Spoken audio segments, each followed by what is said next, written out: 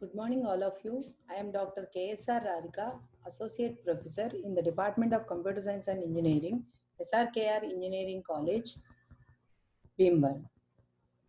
Now I am going to discuss the introduction of data structures.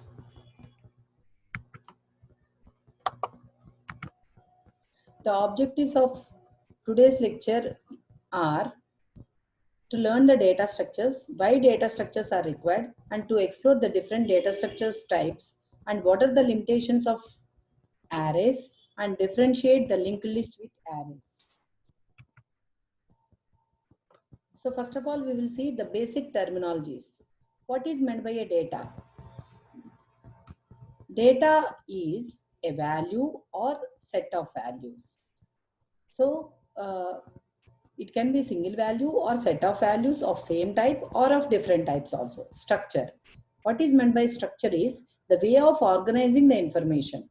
The information can be either value or set of values or set of different types of values also. Now, what is meant by data structure? Data structure is a specialized format for organizing and storing data in memory that considers not only the elements stored but also their logical relationship between individual elements of the data. The examples for data structures are arrays, stacks, queues, linked list, etc. The human requirements with computers are going on to be complex day by day. To solve these complex requirements of the users, we need the study of data structures. Data structures provides an efficient optimal solutions for complex problems in terms of space and time.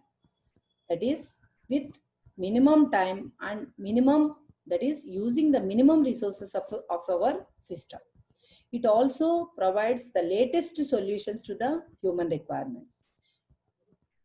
Data structures also provides easy implementations using different languages. So you can use C, C++, Java, Python, etc. So the data structures can be implemented in different languages. That is the main advantage of using data structures. What are the advantages of using data structures? The first one is efficiency.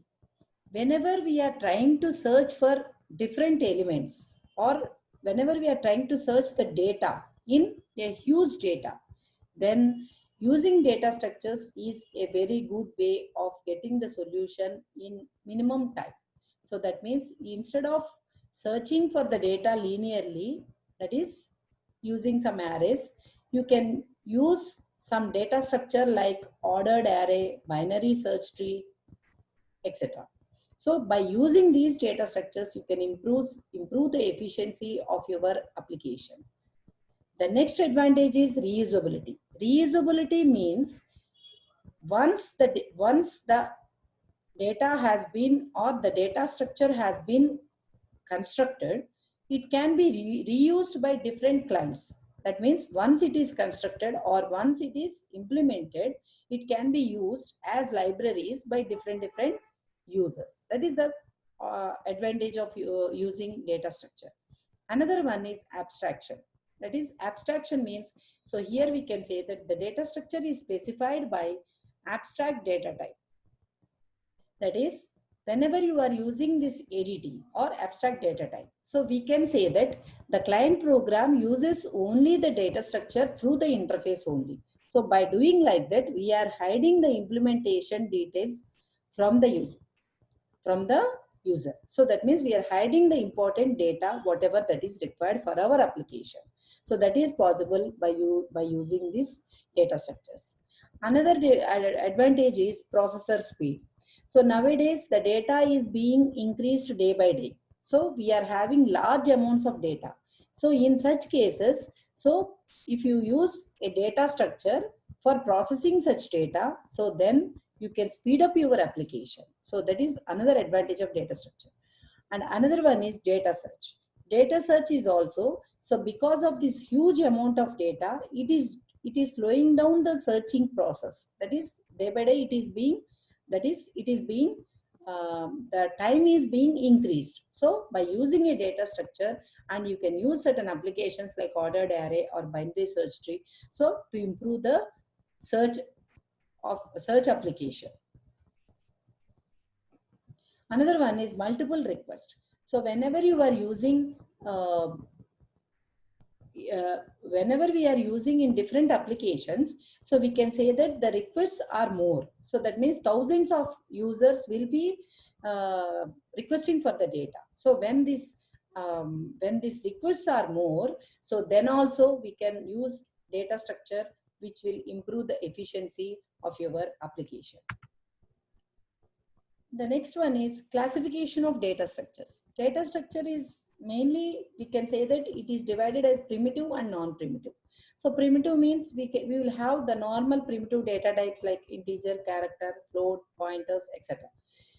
Now under the data structures, we mainly discuss about the non-primitive data structures. Non-primitive data structures are mainly classified as two types: linear data structure and non-linear data structure. Linear data structure, again, it is divided as static and dynamic. So static means, so in the static means, that is, it is fixed. That is, everything is done at the time of compilation. So that means for this one, you can see the example of arrays. And the second one is dynamic linear data structure. That is, for this one, so that means dynamically you can change everything in your application. That is, here you can say that the examples for dynamic data structures are linked list, tags, queues. And another one is nonlinear data structure. So in the nonlinear data structure, you have the examples of trees and graphs. Now we will see in detail about the linear data structure and the nonlinear data structure. A linear data structure traverses the data elements sequentially, in which only one data element can be directly reached. So the examples for this one are arrays, tags, queues, and linked lists. That is both the static and the dynamic. Nonlinear data structure. Every data item is attached to several other data items in a way that is specific for relationships. The data items are not organized in a sequential structure. So that means here, for example, if you take the examples of trees or graphs, so a node is connected to more than one node in different directions. So that is called as a nonlinear data structure. So there the relationship is direct, and here it is in many ways. That is, it can be connected to many other nodes. So these are the main different types of data structures. Limitations of arrays. Arrays are very simple to understand, and also the elements of an array are easily accessible. Arrays have a fixed dimensions. So like this, we have many advantages of arrays, but they also have many other limitations. So now we will see what are those limitations. So the limitations of arrays are, for example, the first one is rigid structure. We say that it is rigid. Rigid means once an array is defined, it cannot be changed. So that is no flexibility for an array. That is one disadvantage of an array. Once the size of an array is decided, it cannot be increased or decreased during the execution. This is because whenever an array is declared, the amount of memory that is required by the array is allocated to the array at the time of compilation. So at the time of execution, nothing can be changed. So that's why this is also another disadvantage of arrays. Array elements are also stored in contiguous memory locations. So whenever, suppose if an array requires 100 bytes of memory, so in your system memory, if a single block continuously 100 bytes of memory is free, then only the system will allocate that 100 bytes of memory to your array. Otherwise, it will say that the memory is not available. But there may be some space. At one place, it may have some 20 bytes. At another place, it may have some 50 bytes. At some another place, it may have 30 bytes. But totally, it has 100 bytes. But at continuously, it don't have a block of 100 bytes. So that's why if 100 bytes is available, then it will allocate. Otherwise, it will say that no memory in my system. That is also another disadvantage of arrays. And also, whenever we say arrays, they cannot be resized in many languages. Many languages doesn't support the resizing of arrays. And another one is memory loss. So because the arrays are allocated memory in advance at the time of compilation. So for example, if we allocate a memory of 100 bytes for a particular array, and if you use only some 10 bytes, even though that 90 bytes of memory is not used by that variable, it is not used by that variable, and also it is not given to any other user also. So that means here 90 bytes of memory is being wasted because it has been allocated in advance to that particular array variable. So that's why memory is wasted in arrays. Another main disadvantage of arrays is operations like insertion and deletion of array is somewhat a little bit time taking, because whenever if you want to insert an element in the middle of an array, what you have to do is you have to create a hole at that particular location. That means you have to either move the elements to the right or to the left in order to create a hole or to fill a hole. So that's why it takes more time in the case of arrays. So these are the disadvantages or limitations of arrays whenever you are using arrays for your applications. In order to overcome these limitations, we can use linked list. So linked list is a data structure that is better than arrays in many points.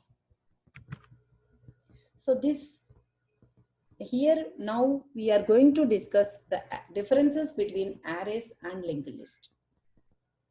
So in terms of memory allocation, the array memory allocation is static and the linked list memory allocation is dynamic. So that means this static means it cannot be changed, dynamic means it can be changed, and how much amount you want, that much amount you can allocate to a linked list. Size. Yeah, when you are discussing about the size, at the time of declaration itself, the memory size is given, and also that will be that cannot be changed thereafter. But in the case of linked list, you can add or remove elements into a linked list whenever and however you want. That is the main advantage of linked list. Another one is space utilization. So I told while discussing the limitations also, here arrays requires continuous memory locations. That is, if it have 100 byte, if it requires 100 bytes of memory, if a continuous block is there, then only it will allocate that memory to the array. But suppose if small box of memory is there, that is also allowed for linked list, and we can implement the application using linked list with the small chunks of free spaces. Another one is accessing elements. Accessing elements, one main thing that we have to see is in the case of arrays, they can be accessed directly by using the index of the array. But in the case of linked list, in order to access any element in the list, you have to traverse from the beginning itself. That is one disadvantage of linked list. Next one is memory. Already I told that it requires continuous blocks, and this requires you can have small blocks of memory is also allowed in the case of linked list. Structure. It is a rigid structure, and this is a flexibility is there in the case of linked list. Insert and delete operations. Most in arrays it is time consuming, and in linked list it is somewhat less time consuming. Search operation options. Linear search and also binary search can be implemented in the case of arrays, but in the case of linked list, only linear search is allowed because you have to traverse from the starting node in the case of linked list. Resizing. Most applications does not support, most languages does not support resizing of an array. But in the case of linked list, it is possible to either increase or decrease the size of a linked list. Space consumption, overall less, but here it requires a little more space than the arrays, because here we have an additional pointer next that points to the next node. These are the differences between arrays and linked list. Thank you.